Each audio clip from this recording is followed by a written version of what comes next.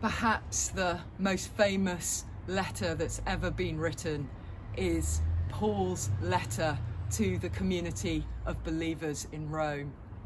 It is believed that under Peter's preaching at Pentecost, devout Jews are filled with the Spirit and come to acknowledge Jesus as their Jewish Messiah, and they return back to their home countries, including Rome, and 5 communities in churches, in homes, are started. Paul writes a letter to these 5 fledgling communities of believers, some 25 or so people in each home, one of the most famous letters with the most insightful revelation of the nature of what it is to be God and human that's ever been written.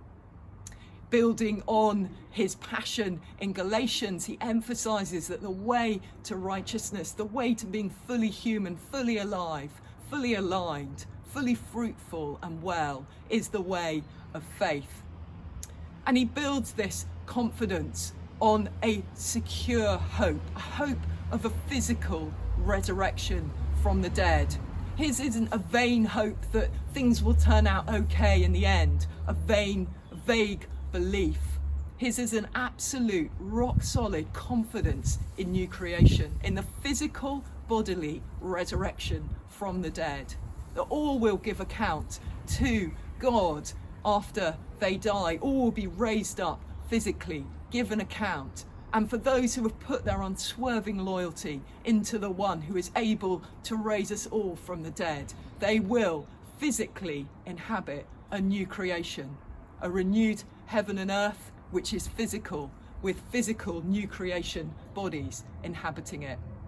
This hope is, if you like, the end in mind that enables Paul to write these letters, and particularly this extraordinary letter in Romans, which covers the whole scope of God's restoration plan from beginning to end. And in it, he reveals what has always been there, locked in the Hebrew Bible, the secret of grace. That God gives freely to humanity a restoration in the person, in the death, in the resurrection of Jesus of Nazareth. And it is on this grace, by faith, that Paul builds his unshakable hope in new creation.